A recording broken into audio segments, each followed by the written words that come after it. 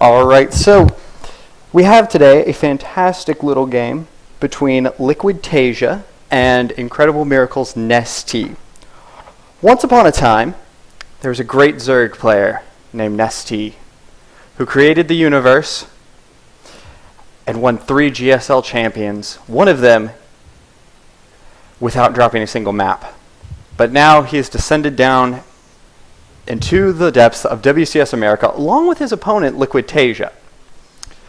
To tell this story today, I brought along a good friend named Taryn Fredrickson. Hello, everybody. Who's going to help me tell the story of these two fantastic players. Yes, we are. So, spawning in the top right-hand position, again, the creator of the universe, a man who pretty much in the StarCraft universe needs no introduction. For Incredible Miracle, it is IMNesTea. And in the bottom right-hand corner, again, another person who probably needs no introduction. In Korean, it means crown prince, but he goes by the name of LiquidTaeja. You are really good at those intros. Thank you. It takes a lot of practice. Like, I didn't actually think anything up for that. I was just like, I know Taeja means crown prince in Korean. I actually never knew that. That's what it stands for. So they started off by saying some stuff in Korean. I don't speak Korean, and as far as I know, you don't either. No, Okay. not a lick. I have a friend that does. Okay. Yes. I don't know this friend. So, however, though, they did start off with a barracks first from our Taeja player, and our Zerg IMNesTea went with the hatch first, which is like the most standard of standard things. And I'm trying to figure out, is this a drone scout, or is he just going to like man mode and take a third? Which would be really weird. I think he's going to take a third.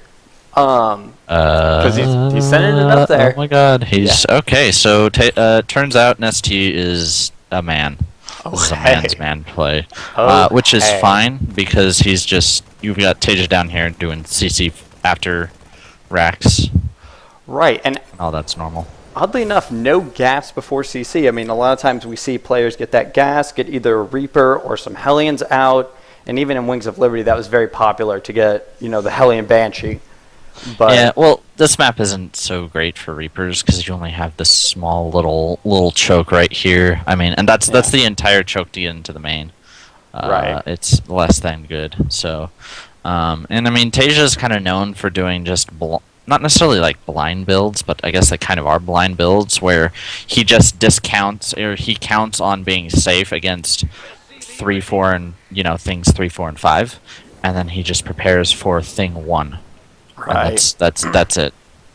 Yeah. Now we do see spawning pool finishing up. No gas yet out of IMNesTea. He's going all of the drones. Oh my! Just all of the drones, which is fine because I mean we don't even have a factory down yet. Right. Taeja's not going to be put on pressure anytime soon. He's just getting his orbitals. Both these players just grabbing all the economies. There's the first factory going down now at about 5 minutes. So, again, no early and Hellion pressure, no early Marine pressure. It's just very standard right now. A couple lanes coming out to get this SV out of the base. One interesting thing is Taeja actually hasn't seen this third base. So, I mean, he did see that there's no gas. I mean, unless IMNesTea like took his gas at his natural, which would be really weird. He should know that IMNesTea doesn't have gas, period, right now.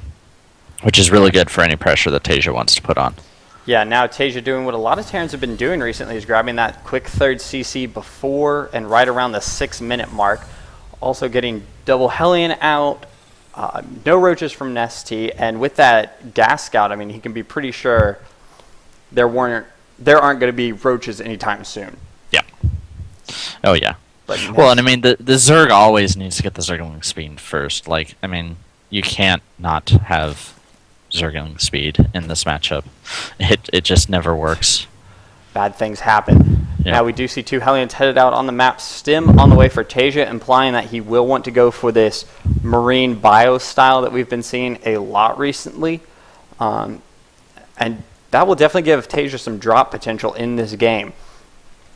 We do see these Hellions getting cornered by a lot of queens, actually. There's 5 queens out on the field total, and 4 of them are right here at the front, ready to defend, get the creep spread going, and keep the injects up.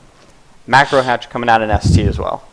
Yeah, I mean, he did. You got to do 5 queens with this sort of build just because you don't have Zerglings to be safe from other stuff, right? Right. So otherwise, like, these Hellions can just run up and roast a bunch of drones, and this way you're spending all your larvae on drones rather than on defending units. Yeah, now we do see 1 Hellion going down. And 1 in the red, too, with 18 hit points left. It's only a couple hits from those queens coming out in ST. Bit of a supply block out in ST, too.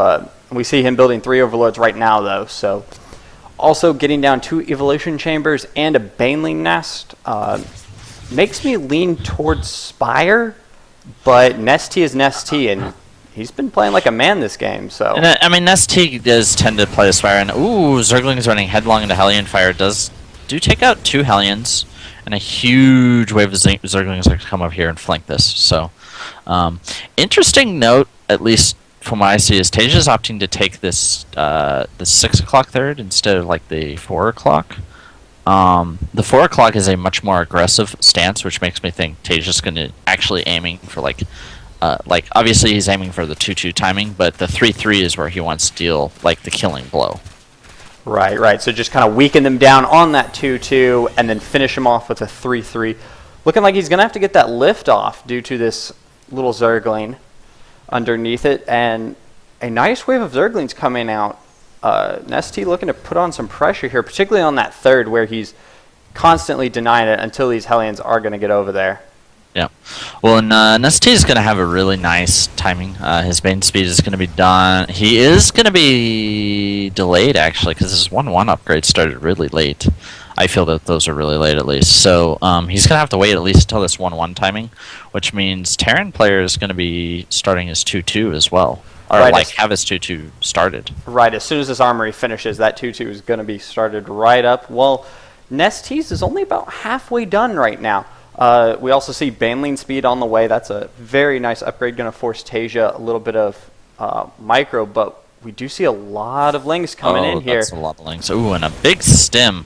They're not going to get any kills off that, so that's a lot of early medevac energy. Right, and you can see him. He's pulling back, building 2 more bunkers. 3 more bunkers. He's expecting kind of a Baneling bust to come out of this. And all the Banelings in ST? All of them. So many I don't Banelings. like this timing. Like, he really needs to wait another 40 seconds for this. I mean, you're going to attack into... I guess we're going. We're going to go.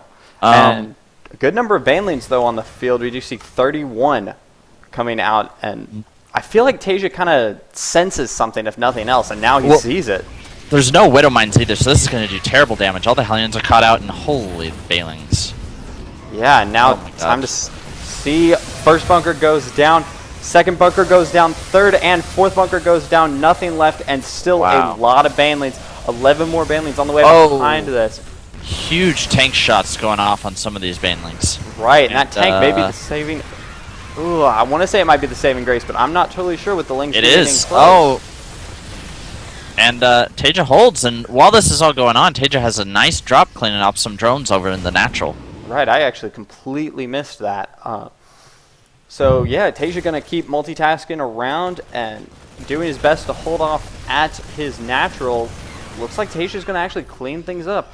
He did lose a couple supply depots, so he will be supply blocked for a bit. But, I mean, he is killing off. And actually...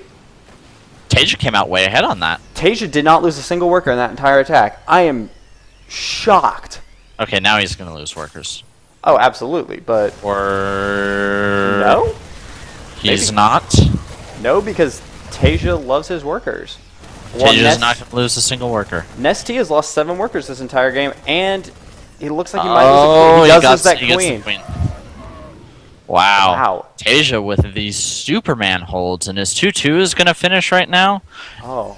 This is going to be a ridiculous timing. Like, right. Spire is not done. It's only about 3/4 of the way done, so he's not going to have mutas out for this, and he's going to have You almost don't want mutas, and you've got to drop in the third while he's cleaning up creep. This push is just going to be devastating.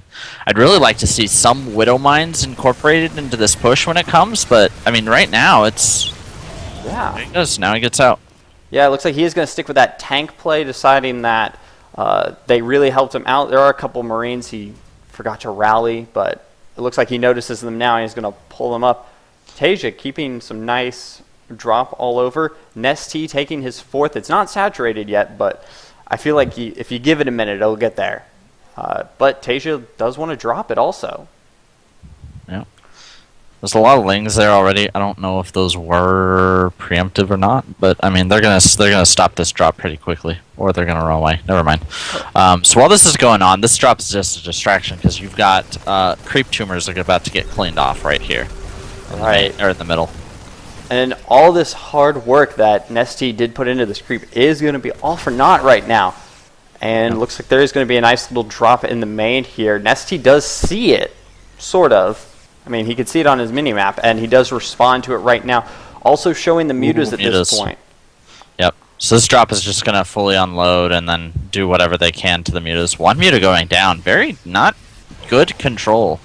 And while that's going on, another small attack. All these little skirmishes are just trying to poke and prod and keep the Zerg weak until this nice fat 3-3 push moves out. And as you can see, he's starting to get ready.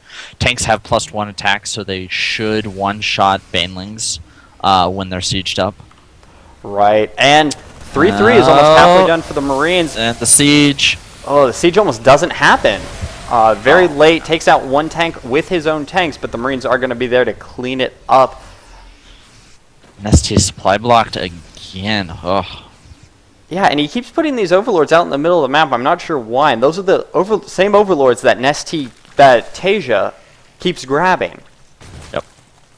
Nice, actually, big drop here on the top, getting ready to take out. But I think IMNesTea smells it. Looks like he wants to clean it up, but I don't think he smells it.